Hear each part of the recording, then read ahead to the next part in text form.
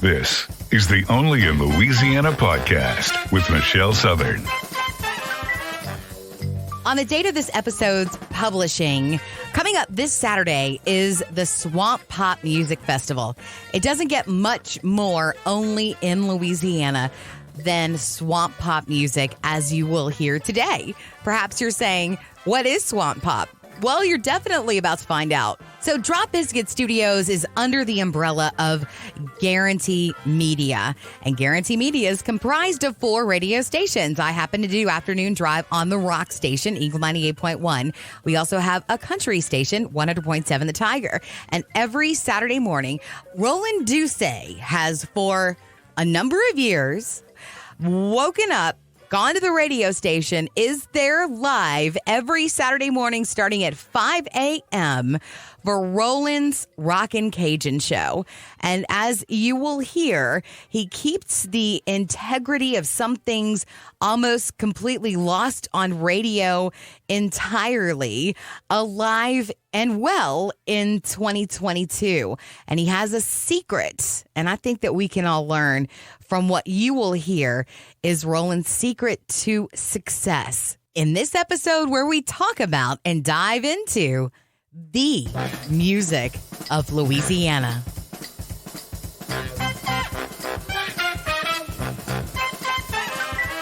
The only station that plays the swamp pop you love on Roland's Rockin' Cajun show. I think he's great. 100.7 The Tiger.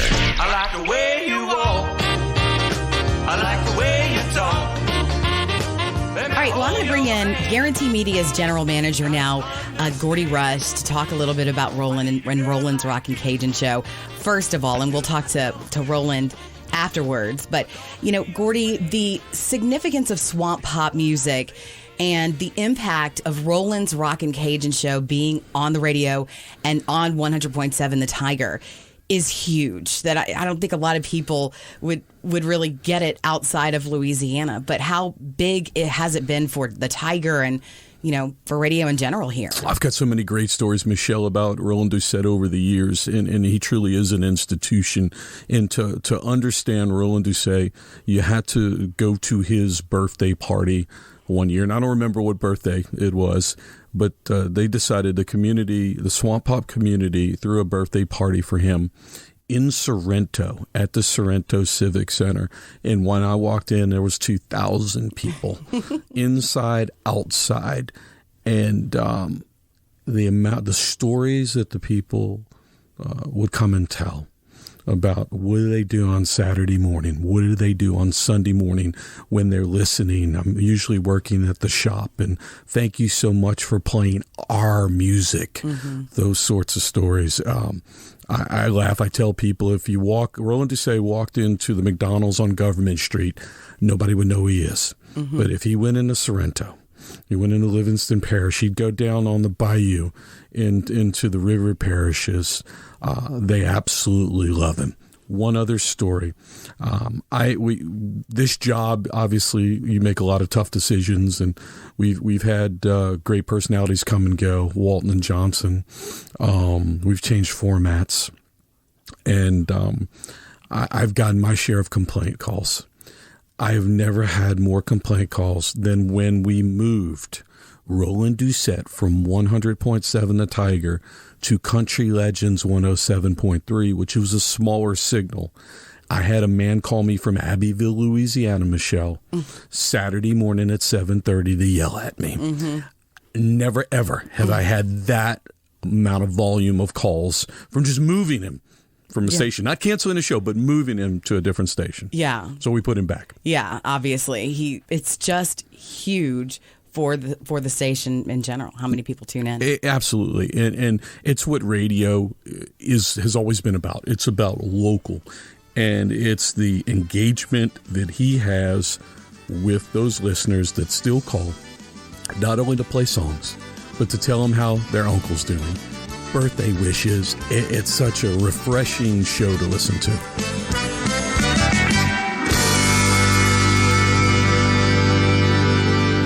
.7 The Tiger, and What you said you had a dedication for? I forgot. Yeah, Rain Roy had said to tell you a happy Father's Day. Well, and happy Father's Day to you, too. Yeah. And Brian Henderson called, and he had a birthday on the 2nd. Yep. He heard us talking about birthday. It reminded him he had his birthday on the 2nd. The 2nd, yeah.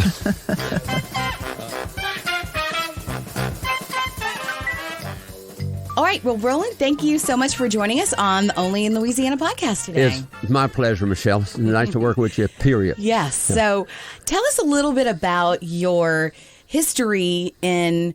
Well, we were just talking off the air. Right. It seems silly to say that for a podcast, about your radio history and how you ended up having a Swamp Pop show on the Tiger every Saturday morning. Well, it was a road. It was an interesting road. I started off on a small AM station in Gonzales in 1988. And for 2 years, I did mostly Cajun, and I started doing a little bit of rock and roll. I call it rock and roll because it is. And then I went to another station, a competitor, so I'm not going to say. And I was there for, until I come here, 16, 17 years. And I wanted to do the Cajun. I was hired for the Cajun stuff, but I grew up with both Cajun music because my father was a musician and my uncles were musicians. But I also liked rock and roll. A lot of places back in the 60s, on one side it had Cajun, and the other side of rock and roll. And I keep saying rock and roll for a specific reason. When I made a demo tape, it said, give us an idea of what you want to play. And so I put on there all the Van Broussards and all, what have you, Swamp Pop. Mm-hmm. And it was South Louisiana rock and roll, and that's what I was calling it. And they said, we're not going to play country on a country station, rock and roll. So I'd heard about, and I got the book. I talked with Johnny Allen in Lafayette. He was a big artist. And he said, I didn't come up with that name. But he was nicknamed it. And he said, let me send you a book. And he sent me a book, and it's called... South Louisiana, and it talked about all genres of music. And this guy, John Brovin from London, come down here and studied all the different genres of music. And he said, I could identify Dixieland and jazz, blah, blah, blah, all down the litany of it. He said, I found some music that is basically rock and roll. It's south of I-10 in the swampy areas of there. And all I can tell you about it is popular. Because when they start playing this with all them horns, sticks hit the floor, canes and crutches and stuff like that, everybody gets up and dances.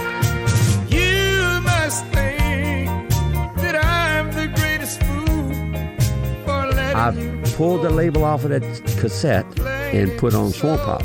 And I got my show. They said, we'll try it for a couple of months, see what happens. And then that's how it started. And ironically, Michelle, one of the biggest honors in my radio career, and I'm not saying this as a bragging thing, but I ended up getting into the Louisiana Rock and Roll Hall of Fame in Lafayette in 1995. And who was I inducted with but John Brovin.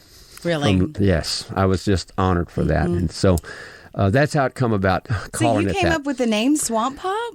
It was in the book. Yeah. So it's not mine. And but still, you cultivated it. I made it. Well, I did my part to. I hate taking credit.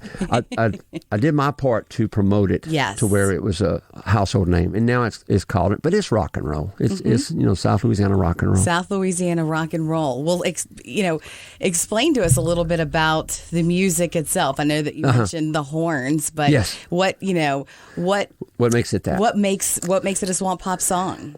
Well, of course, you got to have a lot of brass in it. It's got to be danceable, because South Louisiana is if it's not danceable, it's not gonna click with the people. And it's what's played at a lot of the benefits. They're all local bands. They're all local people. They go to work every day and they do music at night and on the weekends. It's not their living, and so the Swamp Pop part of it. It's just that it's popular and it's from the southern part. If you go above I-10, you're not going to find many bands, if any. Yeah. They're all of the southern part, all across, all the way to Lake Charles. So, I mean, it's the whole southern part of the state we're saturated with it. So what makes it is 6/8 timing, that you can jitterbug to it or you can belly rub to it. And usually the lyrics, the lyrics got to depict something. I played one a little while ago, you forgot the rice. Making drumline, you forgot the rice. You go all the way over there to cook for a benefit, you forgot the rice. And I said, I identify with that, because that happens. And so, you forgot the yeah, that's something you don't want to do. That is something you don't want to do. I got a big surprise when I checked on my supplies. Somebody called my hat, I done forgot the rice. How long have you had the Swamp Pop Roland's Rockin' Cajun show on 100.7? I think I'm over 20 years now. Really? Yeah. And it's popular. Well, I'm blessed. And it's the artist. I'm the vehicle. Mm-hmm. And it's kind of like what you are with what you do on radio. We're the instruments of it. And I never want to take credit away from the artist. They just put their heart and soul into it. And I just recognize talent. And so I know which one's going to hit, which ones aren't. And just from listening to the listener, I learned that from the listener. And then I transfer that to the artist and say, you ought to do this song. And if they listen to me, it turns out to be a good song. So do a lot of people give you demos and stuff to play on your show? Yes. Yeah. Yes, they do. And some gets... And I'll tell you, one is going to be playing at the Swamp Pop. That is perfect. Yeah. I'd heard Tet Dur. Tet Dur. All right, so he was playing down at Belle River, and he started playing this song, and I was familiar with the song. It had never been recorded, but a guy from Lafayette, Karen Crow, actually did it. Down on the Bayou, nice little jitterbug number, and it just depicts all the things that are around, I just love my Louisiana kind of thing. And I said, you ought to put that on your album. He says, I didn't write that. He said, I'm scared, for plagiarism. I said, don't you worry about that. They didn't record it. It's not recorded. I've checked. So put it on your album. And that's his best song on the album. Yeah. So I'm real proud of that. Yeah. And he's going to play it at Swamp Pop. I love Texas and Oklahoma, Mississippi and Georgia too. There's a beautiful places, but I gotta get back to the bayou. Well, the Swamp Pop Music Festival itself was your brainchild and something that we've been doing here for years at Guarantee. And, tell us a little bit about the Swamp Pop Music Festival. Yeah. It started 20-something years ago, and it was for cystic fibrosis, basically. And you just a lot of I worked with a good friend of mine, Ronnie Malonzo, had a band, and he was the guy that booked all the bands. And I would MC all the shows for 22 years. And then it just kind of moved away, and I kind of got away from Swamp Pop. It started where they wanted to diversify the music. Well, just wasn't getting the crowds. And so when Guarantee said, let's get back to, I said, well, if I want to be involved, and I want it all Swamp Pop. I don't want to deviate from it. And they allowed me that last year, and we had a good crowd, and hopefully we have every bit of that crowd this year too. Yeah. But I felt very proud of it, very, very proud. And the station jumped in and got us a dance floor. I got to give Gordy Rush some credit there. Okay. He got the dance floor. I said, man, this is dancers coming here. I mean, we're dancing them on concrete, rough concrete at that. And we need a dance floor. And I didn't think he was getting no 30 by 30. But I thought 15 by 15, but I'm not gonna complain. So we're gonna have a big dance floor. This year. Dance floor. It's as wide as that stage, and it's 30. It was 30 by 30 last year. And Brittany asked this year, "Do we need to enlarge this?" No, I don't think you have, because we have plenty of room on it. So the nice wooden floor is just great. So you're going to come out there and do some jitterbugging too? I will be out there. I don't dance though. Oh, we're going to have to fix that. But a big part of Swamp Pop music, like you said, is the dancing itself. Yeah. I mean, it's right in line. If people don't dance to it, bands don't go play. If they don't have dancers, there's only so much lullaby music you can get by with. So you got to have the dancers to feed the crowds. And do you teach dance? I did for 34 years at LSU, and then COVID kind of knocked that out, and they didn't go back to leisure classes after. But I just finished a class Thursday night at Holy Rosary Catholic Church, and all the proceeds from the class went to the pantry. We have a pantry for the poor and homeless. And as a matter of fact, we're having a dance, and all the proceeds from that dance is going to go to it as well. And so, and I've invited this class to come to the Swamp Pop next week. So awesome. We're going to have a good time. I love working with people. Yeah. To see from day one to the fifth night, it's unbelievable. Yeah. It's really gratifying.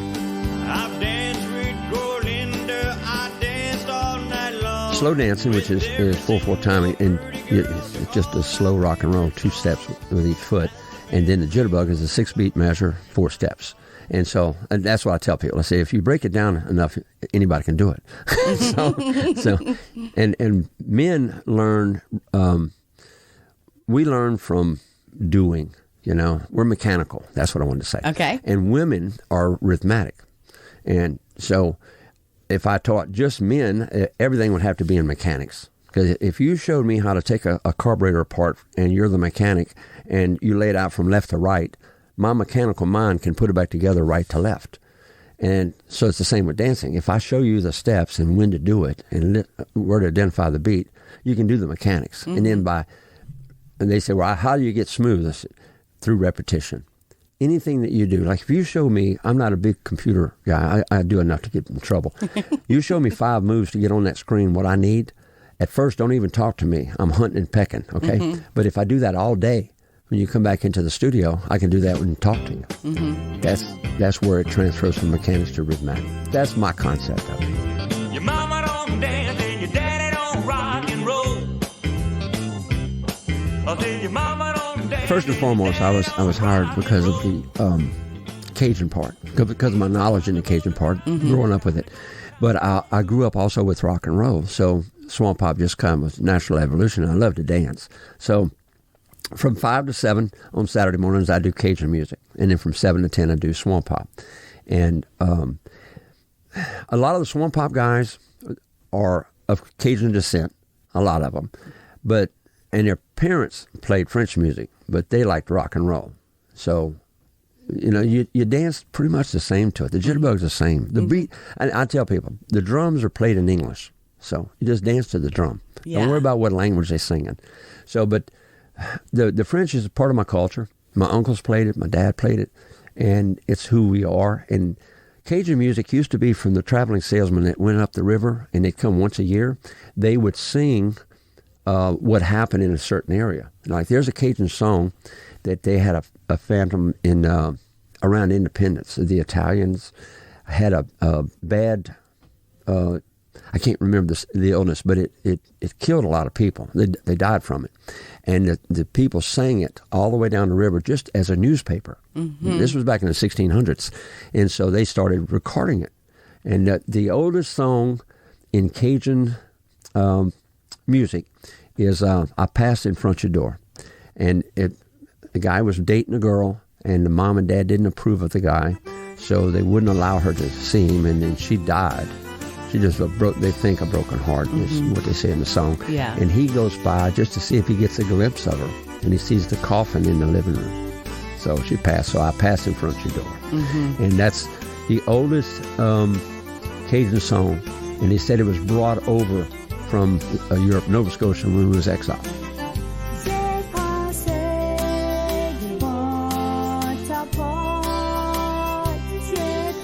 And I love people, and I think that helped me fit with radio a lot.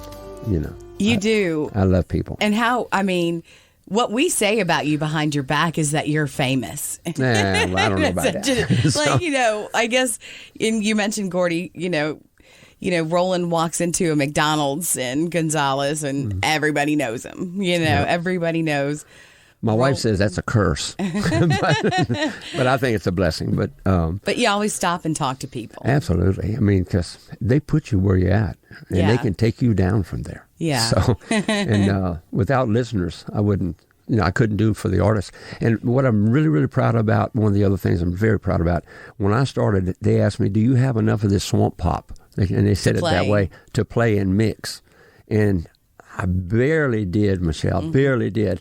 And now that box has 3,000 CDs in it. Wow. And I had something to do with them people recording. Yeah. Because they had an entity, and my show started other shows. And so now you got swamp pop shows across the state, and they're getting played. Yeah. So there's reason for them to spend the money to record. Yeah. And I'm very, very proud of that. To be played on the radio, on Roland's Rockin' Cajun show. Yes. I got contracted to do some multiple artist albums, and I called them Pure Swamp Pop Go. And at first I said, I don't want to compile an album. I just take from this 2 songs from your album, 2 songs from there, blah, blah, blah, and make a multiple artist album. And I called them Pure Swamp Pop Go.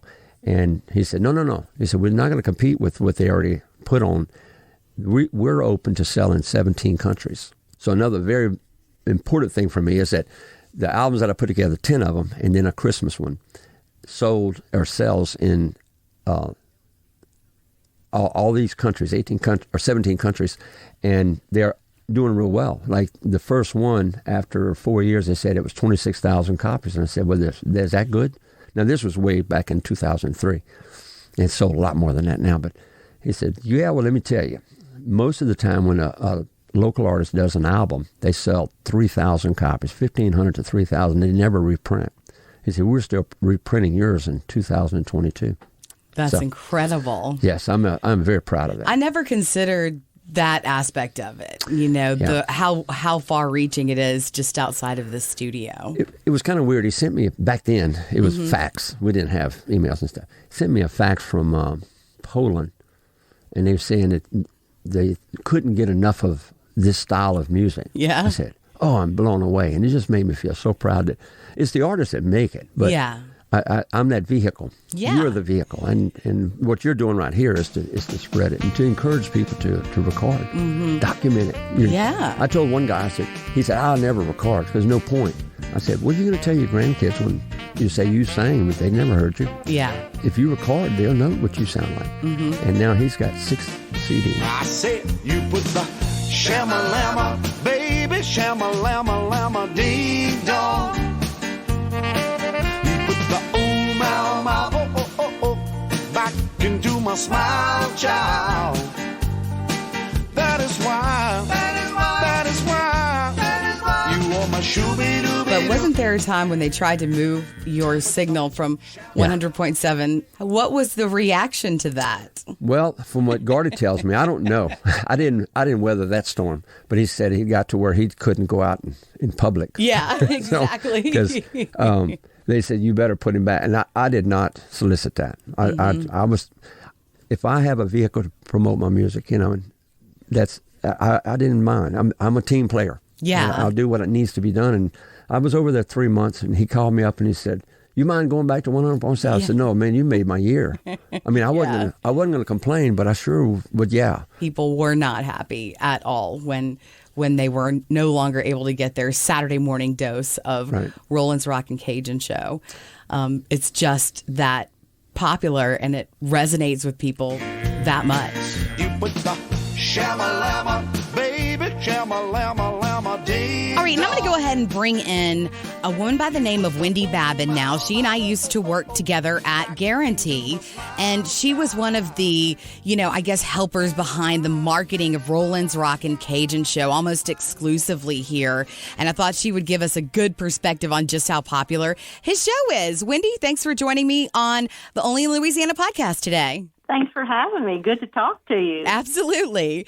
Well, let's talk about Roland's Rockin' Cajun show. I mean, when you sold his show, what was the kind of thing that you would hear from people and hear from advertisers about what made Roland's show resonate with people as much as it does? It was really amazing. Roland's fans, Roland's listeners are so loyal.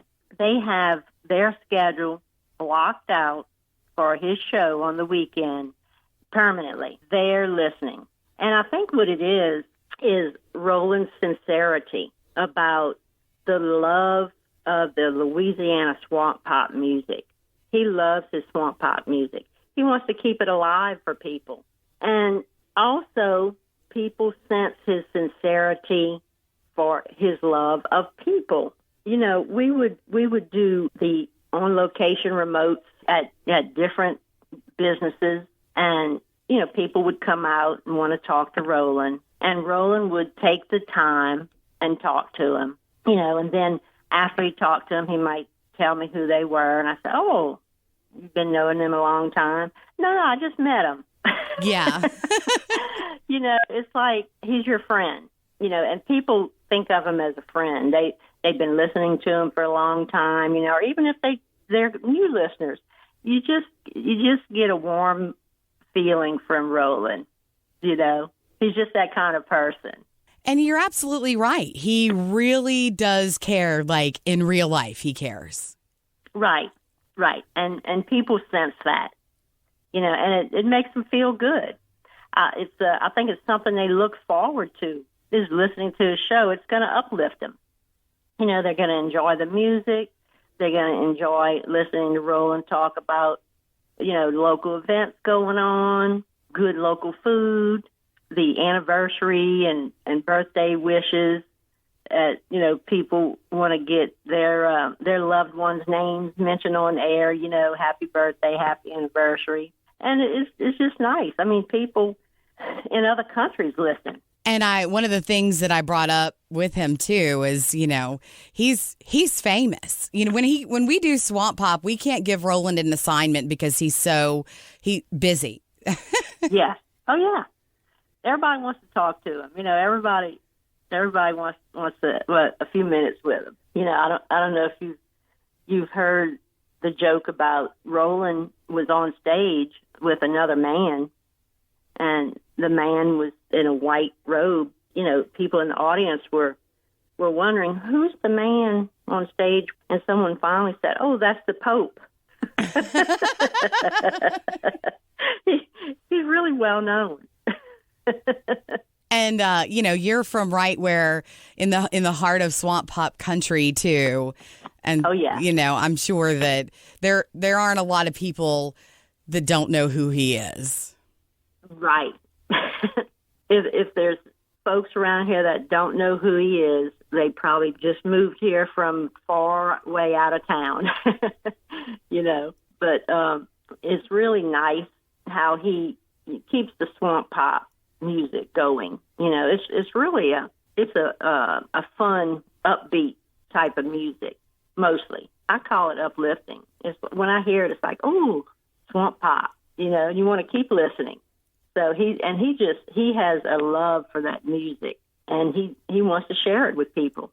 He really does. And you mentioned this. I think Gordy mentioned it too. But to have birthdays and anniversaries, and shout outs to people on the air like that is really something that you don't see much in radio anymore. So for Roland to be keeping that kind of old school aspect of it very much alive and well is another thing that makes him and his show so unique.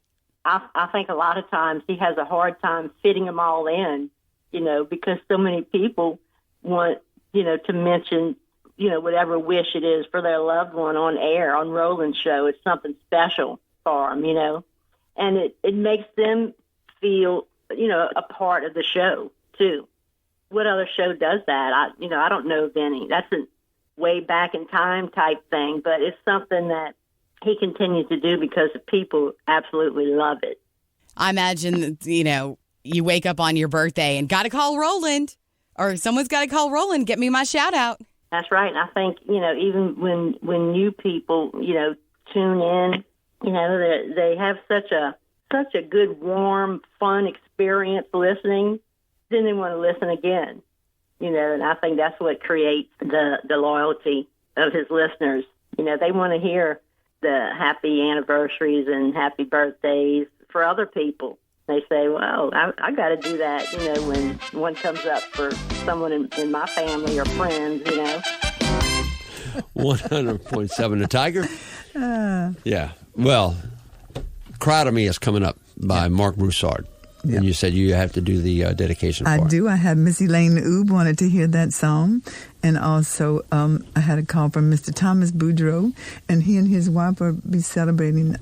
His birthday is tomorrow, but he and his wife, Nika, are having an anniversary tomorrow also. And then Mr. Joe called, and he said that he remembers when a nickel was a nickel. Yeah. And he said he listens every Saturday, he enjoys the music. And when you sold advertising for his show, I mean, he was always sold out. I think and he remains so. Yes. He had some folks kind of waiting to get on his show, because you have so many time slots, for advertisers. And I think there were, always a few waiting in the wings to be able to get on, We tried to accommodate him as much as possible. But, his show was so popular, we worked him in when we could, Yeah. One of the things he told me off mic was that, some people might say, oh, you've got too many advertisements on your show. And he says, this is how I pay to be on this great radio station, That's right. That's exactly right. He appreciated his advertising supporters, because he knew that they were, allowing him to continue his show. because you need that support from the advertisers.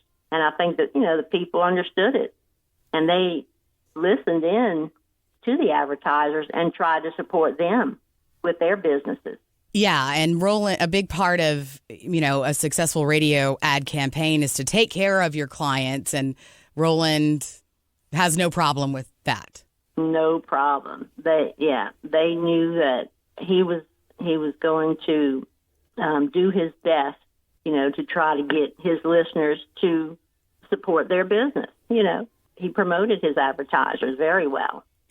Well, Wendy, tell us a little bit. This is an Only in Louisiana podcast, after all, and I am a huge fan of the products you and your husband, Jimmy, sell in creative Cajun cooking and catering, too. Tell us a little bit about what creative Cajun cooking is. Like you said, my husband, Jimmy, has created some fabulous tasting products. And we're most known for our gator pickles and magic swamp dust seasonings, even though we have a total of 24 products now. To get more information, we have our website, creativecajuncooking.com. But I'd like to tell you about our newest item. We have our gator pickles quail egg. And like I tell the stores that I try to sell them to, this is a Cajun delicacy. And they've really become our top sellers in a lot of stores and areas. A gator pickled quail egg? Yes. We have our Gator Pickles line of pickled products. I had many store owners and managers ask me if we were going to come out with pickled quail eggs. And I said, well, we hadn't really thought about it that much, but I went home and talked to Jimmy about it. I said, a lot of these stores, pickled quail eggs sell great. And the vendors tended to come and go. It's a hard business to be in. There's not that many quail farms around anymore. So I talked to Jimmy, and we came out with pickled quail eggs. You can check it all out on our website, creativecajuncooking.com. Well, I think in the spirit of a good Roland's Rockin' Cajun Show podcast episode, we had to get a good plug in and support another Louisiana business. So I'm glad. We sure appreciate that. Well, Wendy, thanks again for joining us and, kind of shedding a little bit of light and giving us a different perspective on, on this man, his music, and how genuine he is and why he's so popular here in Louisiana. Well, thanks for thinking of me to talk about Roland, and I was very glad to do it. If you leave me, this is what I'll do. Well, I'm very blessed that I was in the right place at the right time, and people recognized it, the popularity of it, and called me on my show on a Sunday night and offered me the job here because it blossomed once I got here. Mm-hmm. Prime time is Saturday morning. Yeah. They're making their decision where they're going tonight, And when I did on Sunday nights, they'd have to wait until next Saturday to go do that, and they'd forget or just other things come up. But so I think that the show just blossomed once I got here. This reaches more of the people, And you have a lot of sponsors. Yeah. Now COVID knocked them down a little bit, but hopefully they'll come back. Yeah. So. Well, is there anything else, Roland, that you would like to add on Swamp Pop itself, or No, I'd support your artist, support your station that plays it, no matter where it is, because if we don't have the support and we don't have the sponsorship, we don't have the airtime. If I don't have commercials to do, and people tell me, man, you got a lot of commercials. I said, if I didn't have commercials, I wouldn't have a show. Mm-hmm. They're paying for me to play what you want to hear. Mm-hmm. So support the people that are sponsoring your favorite show, whatever that is, and let people know. So it'll keep rolling. Well, Roland, thank you again for sharing your story. It was fascinating, and we'll see you at Swamp Pop at Lamar Dixon on Saturday. Look forward to it. We're going to work on that dancing thing you're talking about. 100.7 The Tiger. Madame Cheryl Comier. She could flat pull that accordion. That's true. She learned to play that. Her daddy didn't want her to play because, you're a girl. So she said when he go out to the field, she'd go up underneath his bed and get the feed sack out with the accordion, and she taught herself. This is Roland's Rockin' Cajun Show on 100.7 The Tiger.